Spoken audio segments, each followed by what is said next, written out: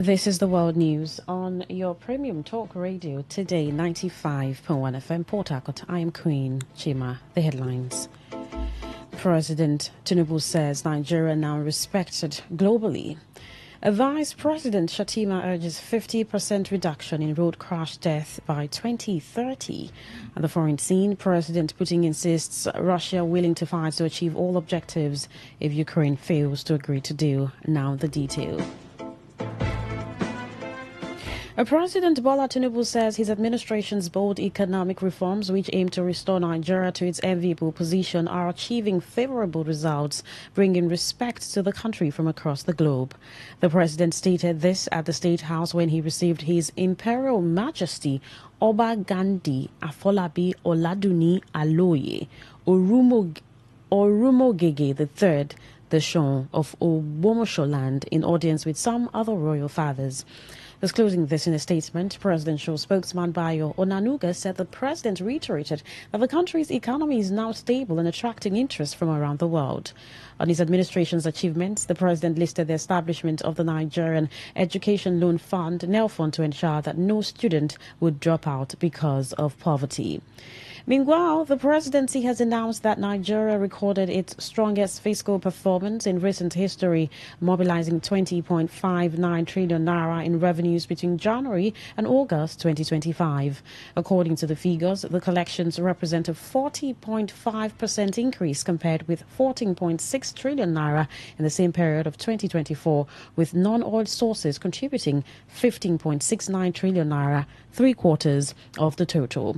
This was disclosed in a statement by the Special Advisor to the President on Information and Strategy, Bayo Onanuga. Onanuga said President Bola Tinubu, who are receiving a delegation of the Buhari organization led by Senator Tanko Al-Makora, attributed the performance to reforms aimed at strengthening compliance, digitizing tax administration, and reducing government borrowing. Tinubu noted that the federal government has not borrowed from local banks since the start of the year.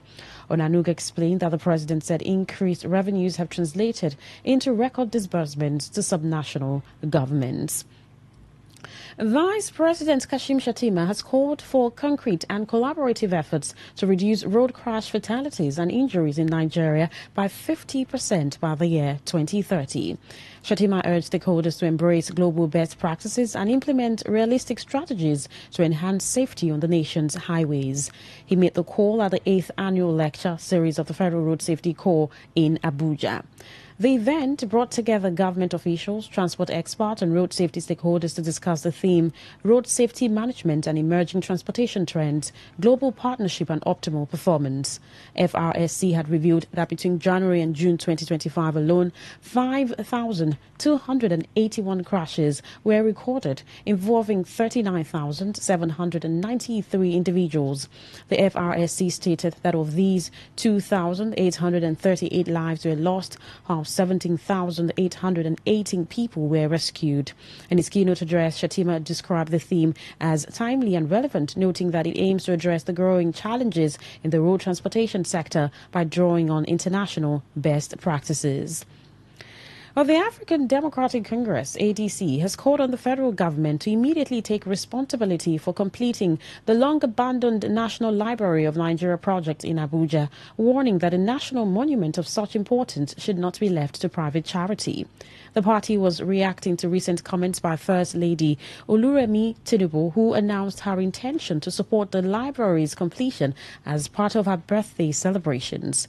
ADC expressed appreciation for the First Lady's gesture, but stressed that the National Library cannot be reduced to a personal pet project.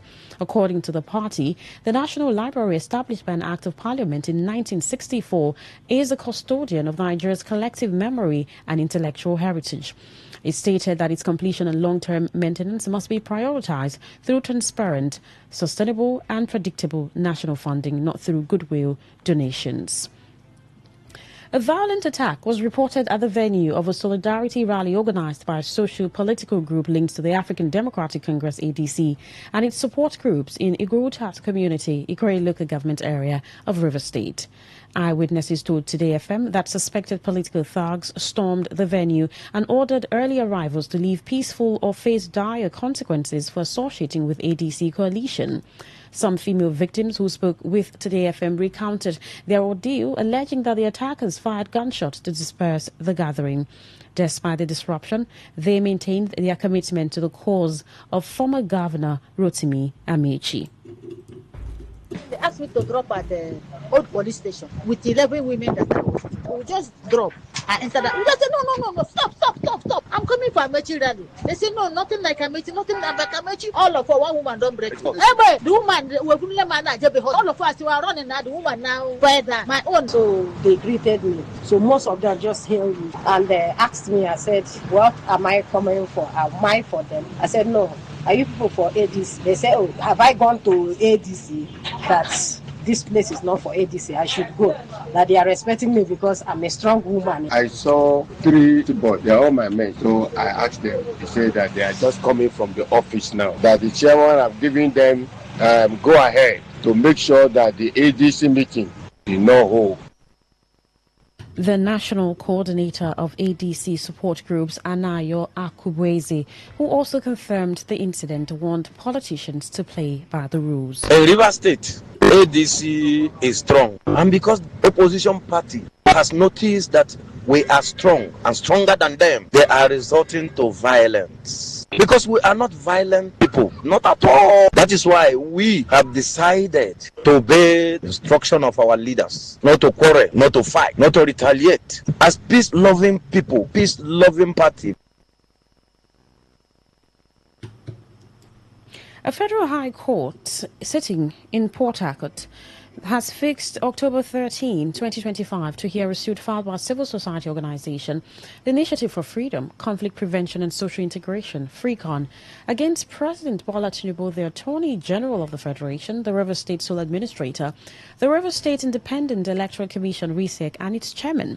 FREECON approached the court seeking a determination on whether, by the combined reading and construction of sections 197 and 198 of the 1999 Constitution of the Federal Republic of Nigeria as amended, the President can, under any circumstance, create or appoint a sole administrator or any other authority to usurp, divest, transfer, or exercise the governor's constitutional powers in appointing the chairman and the members of RISEC.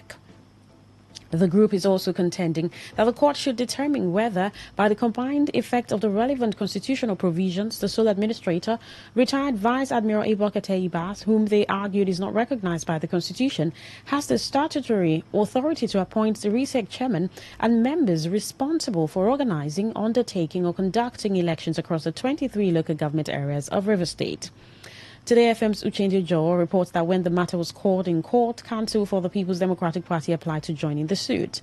The application was not opposed by the claimants, and the presiding judge, Justice Turaki Mohammed, granted the request. The defendants' counsel also drew the court's attention to their preliminary objection on the issue of jurisdiction. Claimants' counsel Amigua Lezina confirmed receipt of the motion and promptly served their response on points of law. After hearing from the counsels, Justice Mohammed adjourned the case to October 13, 2025.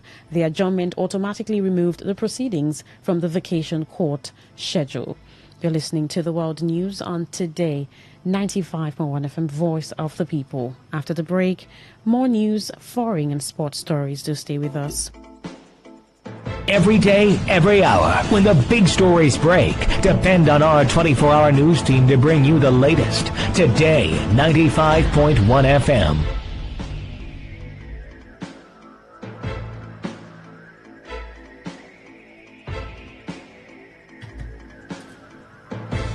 Thank you so much for staying with us. Now the rest of our stories. The River State government has launched a behavioral modification training BMT program as a pre-skills intervention initiative for more than 300 youth across the state.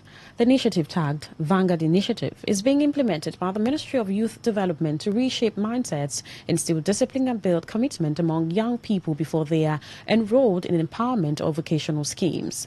Declaring the program open, the sole administrator of River State, retired Vice Admiral Ibokete Ibas, represented by the Secretary to the State Government, Professor Ibiba Worika, said a 30-day fully residential training is a bold step towards towards preparing youth for future opportunities.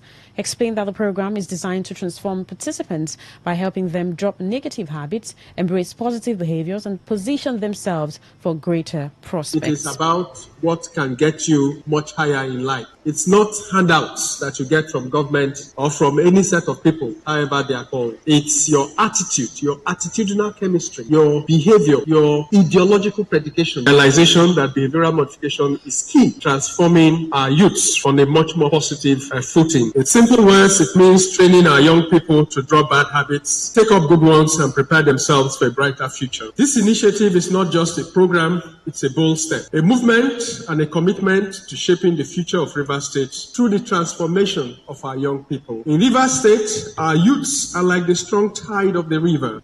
Also speaking, the Permanent Secretary of the Ministry of Youth Development, Keji Chinedu, noted that previous empowerment schemes were largely unsustainable because they failed to address the mindset of participants.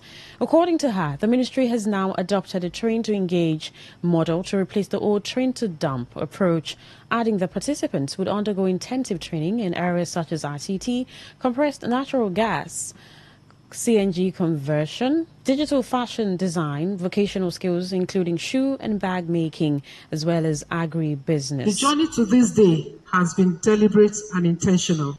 It has also been inspired. For many years, numerous skill acquisition programs have been introduced across the nation, yet their impact has often been short-lived. The hard truth is that skills alone are not enough. Without a renewed mindset and positive behavioral change, skills cannot translate into sustainable livelihood. This realization gave birth to the behavioral modification training. At the core of BMT is the belief that we train the hands, we must first reorient and engage the minds. It was in this spirit that the ministry developed a new model of youth training. The TTE model stands for Train to Engage. Speaking on behalf of the beneficiaries, Chimene Mwolu expressed gratitude to the government for the opportunity and urged fellow participants to dedicate themselves fully to the program and not disappoint the state. I want to appeal to the participants of this program. Please do not disappoint the ministry and Rivers State government. Ensure that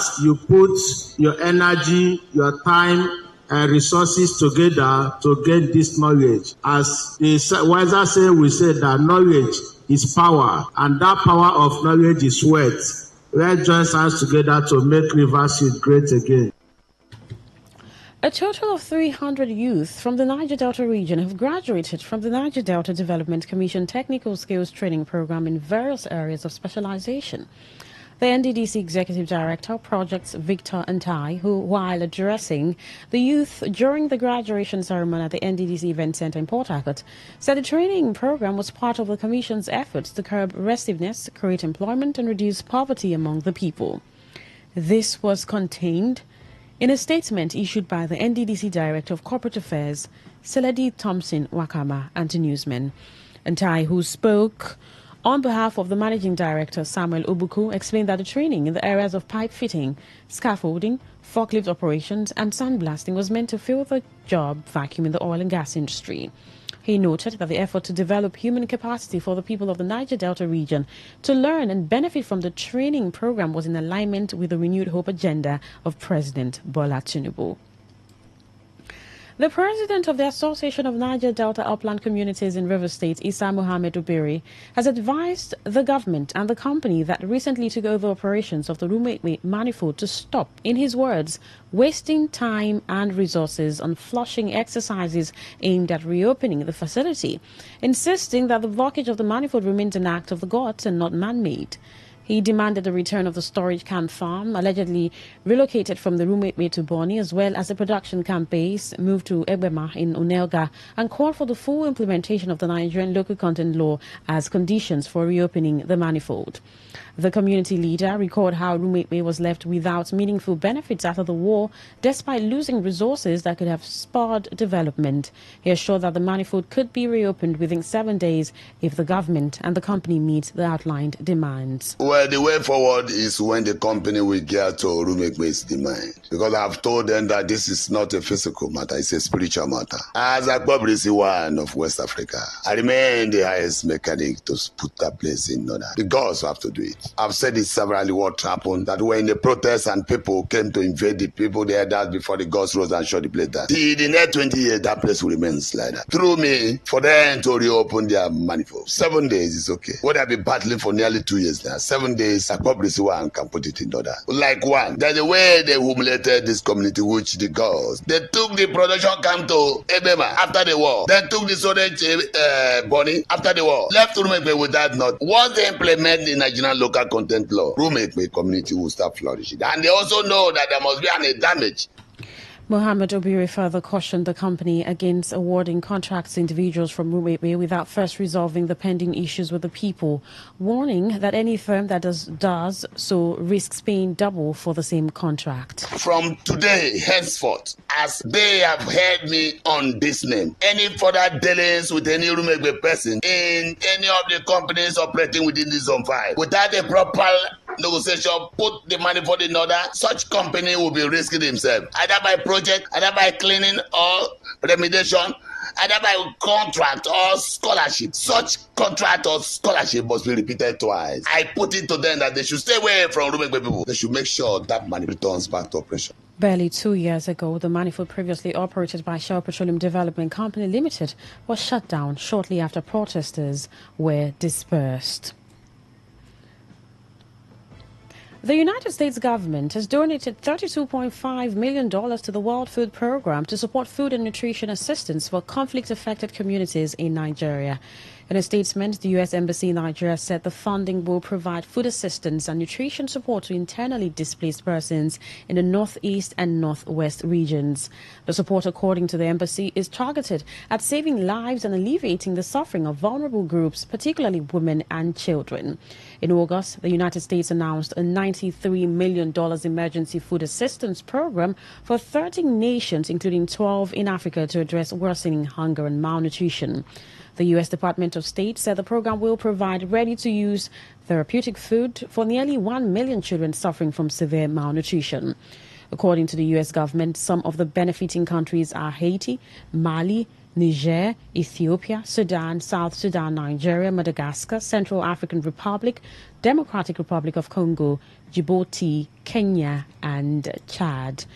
On the foreign scene, President Vladimir Putin says Russia is willing to fight to achieve all its objectives if Ukraine does not agree to a deal.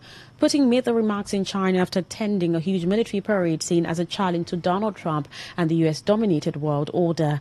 The U.S. president has tried to persuade Putin to end the war, but the Russian leader, while praising Trump's sincere desire, has so far not done so. Visiting Kiev, UK Defense Secretary John Haley told the BBC that Trump had brought Putin to the table but had not ruled out putting more pressure on him. Trump put Putin out of international isolation last month when he hosted a meeting with him in Alaska. He also tried to persuade Putin to meet Ukraine's President Volodymyr Zelensky. To end the news, here is a summary of the major stories. President Bola Tinubu says his administration's bold economic reforms are achieving favorable results, bringing respect to the country from across the globe. You heard that Vice President Kashim Shettima has called for collaborative efforts to reduce road crash fatalities and injuries in Nigeria by 50% by the year 2030. And on the foreign scene, we told you that President Vladimir Putin has insisted that Russia is willing to fight to achieve all of its objectives if Ukraine fails to agree to its deal. That was the news as edited by Ifunanya Obementekwe. For comment and inquiries, please call 0818-389-2850 or send your emails to news@todayfmlive.com. You can also read our stories on www.todayfmlive.com. My name is Queen Chima. Thank you so much for listening. Good evening. Today's news, today's entertainment, today's sports, today's issues. Today on Today 95.1 FM, Port Harcourt. Talk radio. I listen to a lot of talk radio. 95.1 FM. Please listen to this infomercial. My good people of Pitakwa, I agree to now, both the people went in for the Evera. And this is a lot they come from Elder My name na Eda Oluwole from Eda Oluwole Herbal Home. Wetin we dey wan talk about today na about diabetes. Yes, diabetes. Wetin dey cause diabetes? Diabetes na serious problem o. When e be say e don dey kill up to 1 million people in a year as we dey talk so. This diabetes wey we dey talk so, anybody fit get am o. Diabetes dey happen when our body no fit process all the sugar for the body stream. The complication of the problem fit lead to heart attack, stroke, blindness, kidney failure, lower limb amputation. Person when get this problem fit no know. Yes, e fit no know say e get am. Now wetin dey cause this diabetes sef? When we eat, our body dey break carbohydrate into sugar. One hormone when the name na insulin, when pancreas dey produce, go come instruct our body cell to take in the sugar for energy. Now wetin dey cause this diabetes? Wetin we dey eat, our body dey break carbohydrate into sugar. One hormone when the name na insulin, when pancreas dey produce, go come instruct our body cell to take in the sugar for energy.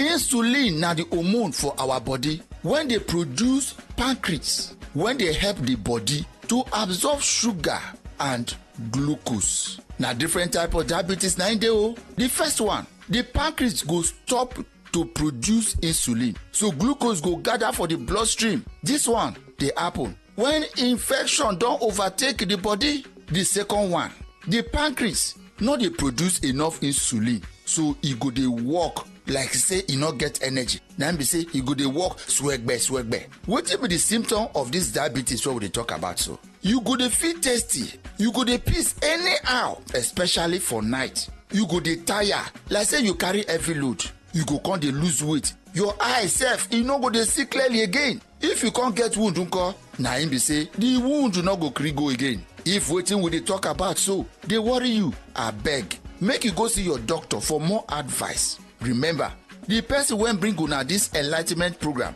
na Elder Oluwole from Elder Oluwole Herbal Home. We dey for the ongoing herbal exhibition when dey go on for Isaac Borough Park for my one flyover Port Harcourt inside Rivers State. Our telephone number na 081 32 57 5717. Una hear am o, 081 32 57 5717.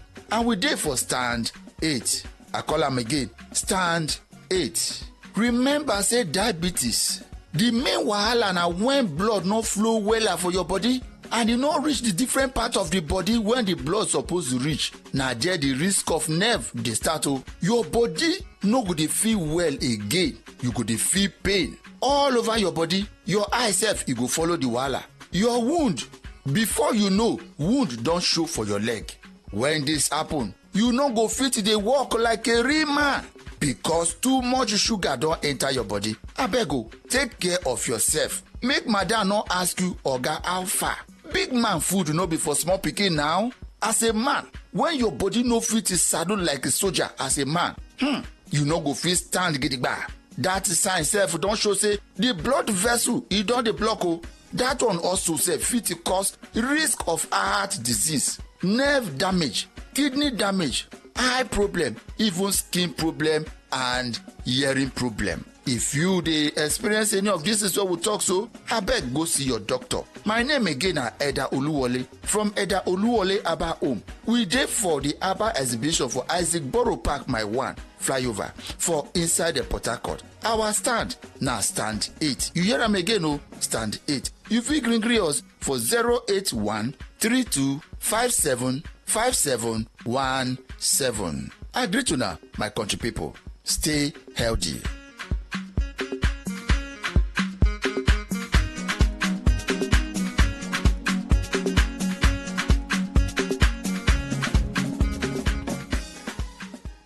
And that was a paid infomercial. Port Harcourt, are you ready? Today, 95.1 FM, the voice of the people. Please listen to this infomercial. Hello, listener. My name is Wonderful Man, popularly known as King of Men. I occupy stand 25 in inside Isaac Borough Park. Call me on 081 3883 8679. Again, 081 3883 8679. Listener, today we shall discuss about poor sexual performances in men. If some men cannot maintain just 5 minutes on top of their woman or partner, and it is almost 80% of both old and young Nigerian men are victims of these poor sexual performances. There are many factors that can contribute to poor performances in men. As a man, if you are not be able to perform perfectly, if you have signs and symptoms like stomach noisy, movement objects in the body like worm, rashes all over the body, and many more, all these can affect your erectile muscle and fins, whereby you will not be able to perform more than one time with quick ejaculation. Visit Wonderful Man, popularly known as King of Men, 081 3883 8679. Again, 081 3883 8679. You may not be able to perform perfectly as a complete man through the factor like serious waist and back pains, overthinking, hard working, old age, high sugar in the blood system, constant urinating. That is why some people used to urinate more than 6 times overnight before they bake. My name is Wonderful Man, popularly known as King of Men. I occupy stand 25, inside Isaac Borough Park. Call me on 081 3883 8679. Again, 081 3883 8679. All these factors can affect your erectile fins because man have some special fins that are responding for male erection. And if all these fins are not functioning well, such a man will find it difficult to perform perfectly. And it is pure about solution, which our forefathers have been using in the olden days, that make them used to marry 2 to 3 wives because only one wife cannot withstand their sexual ability. If at the age of 80 years, they will still marry a young woman because they are still very strong and active as a complete man. So my brother, how old are you? Just 40 years and you cannot satisfy your woman again. Don't let anybody collect or share your woman with you because women like their man to satisfy them sexually. My name is Wonderful Man, popularly known as King of Men. I occupy stand 25, inside Isaac Borough Park. Call me on 081 3883 8679. Again, 081 3883 8679. If you notice weakness in yourself, check your vein. This does not only happen to old men. Even young men of nowadays cannot hold ground with their women without highness or drugs. Stop this. You are only forcing the vein. If you talk to me, I will talk to you. That problem will not remain the same. Pile is another area of herbs and roots that I inherited from my father. Is your own internal or external pile? Are you suffering waist pain, stomach noise, stooling? All these are the causes of pile. It affects woman monthly flow and also the performance of man. Visit ongoing herbal exhibition. My name is Wonderful Man, popularly known as King of Men. I occupy stand 25, inside Isaac Borough Park. Call me on 081 3883 8679. Again, 081 3883 8679. Time for listening and God bless you in Jesus' name. And that was a paid infomercial.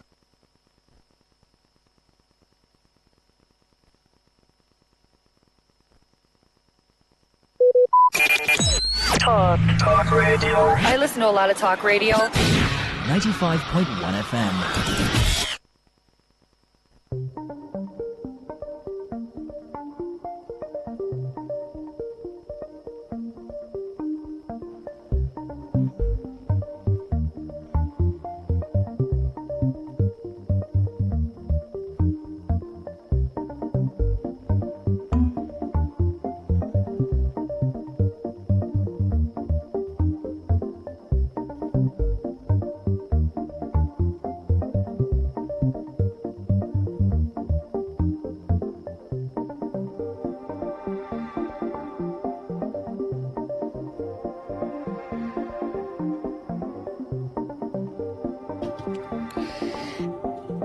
This is Today 95.1 FM Port Harcourt, Voice of the People. Good evening. It's the world today. And it's time again for a rundown of the foreign news stories that made the headlines on the world today. I'm Queen Chima. In the headlines, Congo's top court sentenced former justice minister to 3 years of forced labor. UN peacekeeping missions in South Sudan and Congo under threat over U.S. funding cuts. U.S. military conducts kinetic strike on small boat allegedly smuggling drugs out of Venezuela. Chinese president oversees massive military parade with Russian and North Korean leaders. OpenAI announces parental controls for ChatGPT after teen's suicide.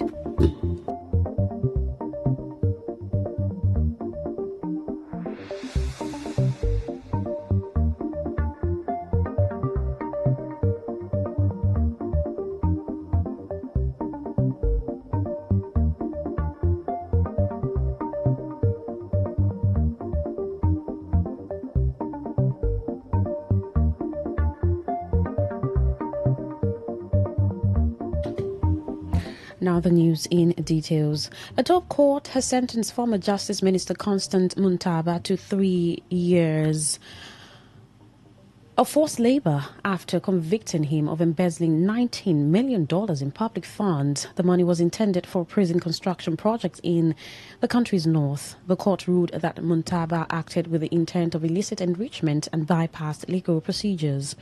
Muntaba, who resigned in June, had pleaded not guilty. His lawyer, Joao Kitenge, called the verdict unjust. UN officials have called for the government of Cameroon to ensure free and transparent elections, citing several recent incidents that raise concerns about the country's upcoming election, where President Paul Biya will seek an 8th term in office. The spokesperson for the Office of the UN High Commissioner for Human Rights warned of rising restrictions on the activities of opposition political parties in the lead-up to the election.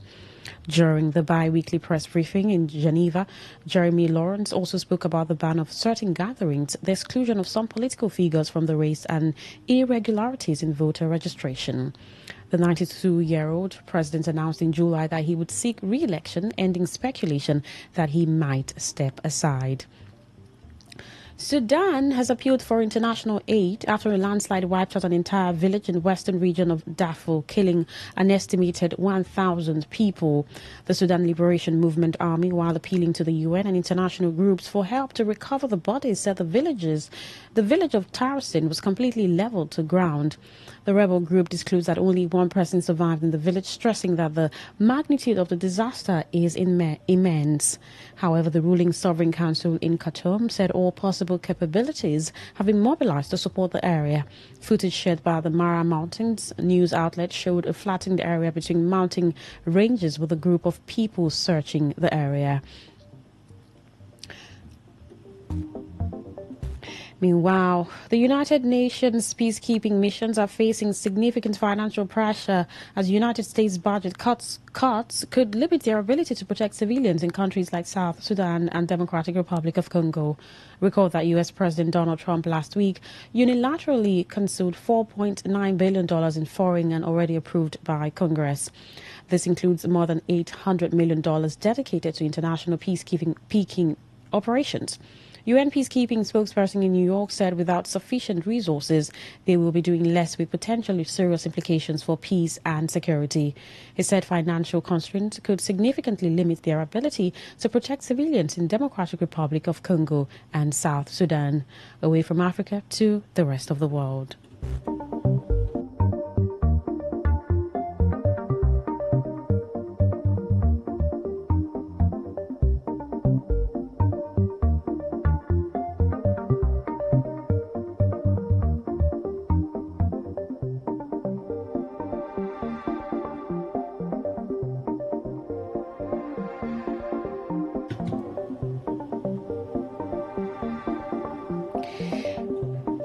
Well, in Venezuela, where President Donald Trump has announced that the United States military conducted a kinetic strike on a small boat he accused of smuggling drugs out of Venezuela for the Tren de Aragua gang. In a post on his social media platform, Truth Social, President Trump shared black and white aerial footage of the bombing, which reportedly killed 11 people. He said no U.S. forces were harmed in the strike, warning that the operation will serve as notice to anyone thinking about bringing drugs into the country. He said the strike marked a significant escalation in tensions with the government of Venezuelan President Nicolas Maduro, whom he has repeatedly accused without evidence of orchestrating transnational gang activities.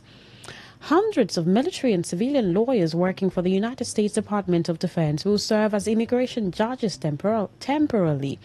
Pentagon spokesperson Sean Parnell, who made this known, said the DoD attorneys will augment existing resources to help further combat a backlog of cases by presiding over immigration hearings. U.S. Defense Secretary Pete Hegseth has approved sending up to 600 military lawyers to the Justice Department as part of the plan. A memo revealed that the military will begin sending groups of 150 lawyers as soon as practicable, with the lawyers expected to serve as immigration judges for 179 days initially. The head of the American Immigration Lawyers Association described the plan as similar to having a cardiologist do a hip replacement. Well, in China, where it's flexed its military muscle as a huge military parade in Beijing to mark 80 years since the end of World War II, displaying its latest generation of stealth fighters, tanks and ballistic missiles.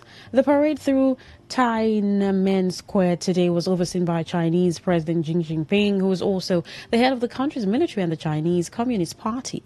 After greeting foreign leaders, including Russian President Vladimir Putin and North Korean leader Kim Jong-un, Xi moved on to welcome Chinese military veterans before taking his place at the center of the event. Putin and Kim were just some of the 26 world leaders who attended the parade in a group that was drawn from mostly non-Western countries.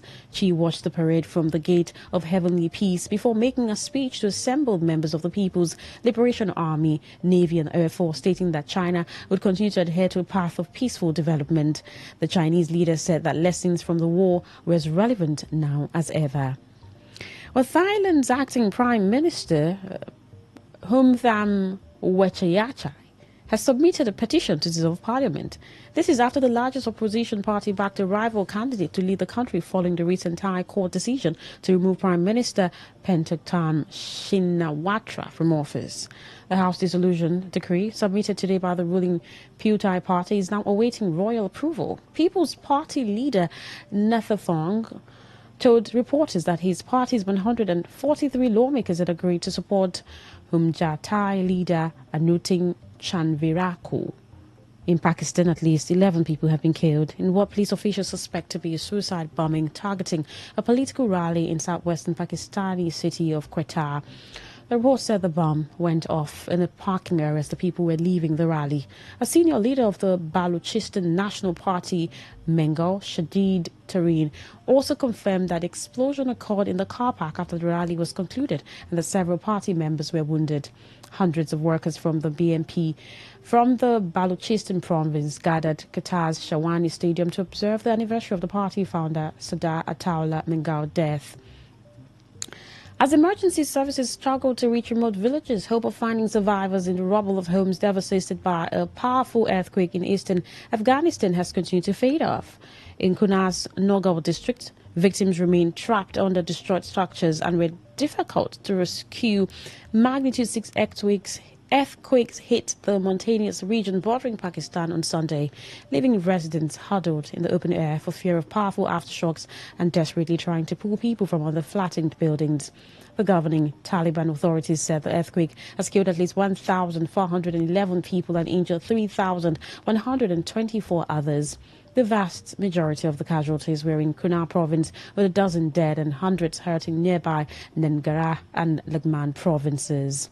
Well, OpenAI has announced plans to introduce parental controls for ChatGPT amid growing controversy over how artificial intelligence is affecting young people's mental health. In a blog post, the California-based AI company said it was rolling out the features in recognition of families needing support in setting healthy guidelines that fit a teen's unique stage of development. Under the change changes, parents will be able to link their ChatGPT accounts with those of their children, disable certain features, including memory and chat history, and control how the chatbot responds to queries via age-appropriate model behavior rules. OpenAI said parents will also be able to receive notifications when their teen shows signs of distress, adding that it would seek expert input in implementing the feature to support trust between parents and teens. OpenAI, which last week announced a series of measures aimed at enhancing safety for vulnerable users, said the changes would come into effect within the next month. That story from OpenAI concludes tonight's edition of The World Today, as produced by Sandra Kenneth of the News Department. But before we go, here is a summary of the stories that made the headlines. Congo's top court has sentenced former Justice Minister to 3 years of forced labor. We told you that the United Nations peacekeeping missions in South Sudan and Congo says they're under threat over U.S. funding cuts. You heard that the United States military has conducted a kinetic strike on small boats allegedly smuggling drugs out of Venezuela. We also told you that Chinese president has flexed his military muscle at a huge parade to mark 80 years since the end of World War II. And finally, we told you that OpenAI has announced parental controls for ChatGPT after teen's suicide. Till same time tomorrow, do have a lovely evening. Thank you for listening.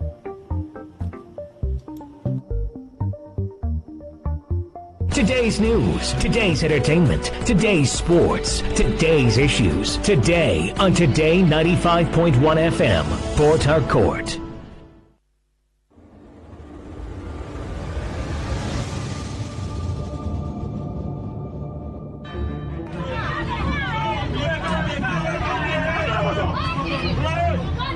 Have you ever been in a situation where you had to pay a fine for an indictment? Then you later found out that there was an already established law to protect you from that penalty. Have you ever been denied a position because of your gender or disability? Have you ever been discriminated, treated unfairly, assaulted or cheated by your landlord, employer, tax collectors, bank, family, business partners, and the police? What if the breach between you and justice is just the right knowledge? I'm sure you've heard that knowledge is power. Join us every Saturday, 10 to 10:30 a.m. on Today 95.1 FM for the program The Law Today, to get acquainted with your legal rights and beneficial interests as a citizen of Nigeria. The Law Today, 10 to 10:30 a.m. every Saturday, is brought to you by Today 95.1 FM, Port Harcourt.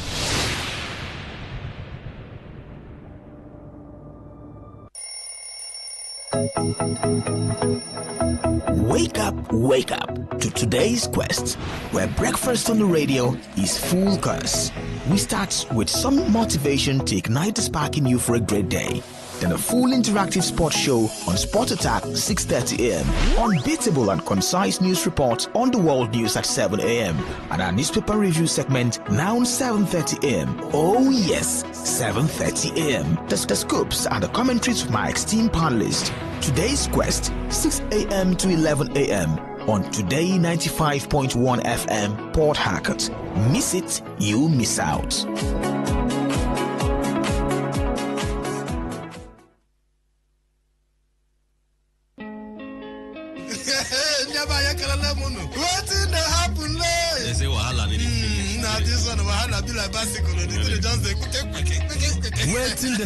Waiting they happen. Now for Today 95.1 FM, 5 p.m. Monday to Friday, bomb quem. Now here you go here, waiting they happen for Niger and Obodo the world. Now that time where we they bring you Ogbonga to them, where go shock you. You go wonder, say a person do like this. Now so we they bring them come give you acid the hot. Now where would they find way to sweep this country? Don't run. It goes their blood in the chopper. You say this one, no worry. When time I reach, I'll say I want to come. Let I see where they go. Homeland is homeland. Me, I go punket for them. I no go be get man at that time for airport. Waiting they happen. Make you know Miss Mazi Ike God Ike Machuku and MC Kuro for waiting they happen. You go enjoy yourself. No forget to say woman they chop our recharge card woto. I don't tell una say this place na education center. As you sit down here with us from Monday to Friday, you go enjoy waiting they happen. Waiting they happen. Make you know miss am at all.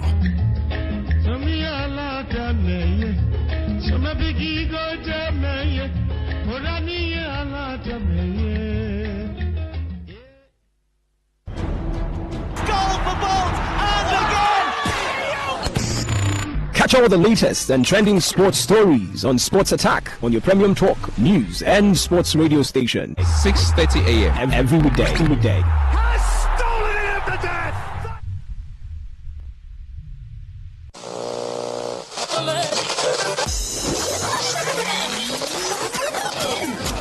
Hello, join us Fridays, 7:30 a.m. on Our Top Picks, and together we'll review the big national stories of the week, all in 30 minutes. It promises so much fun. Our Top Picks, Fridays, 7:30 a.m. Don't miss it.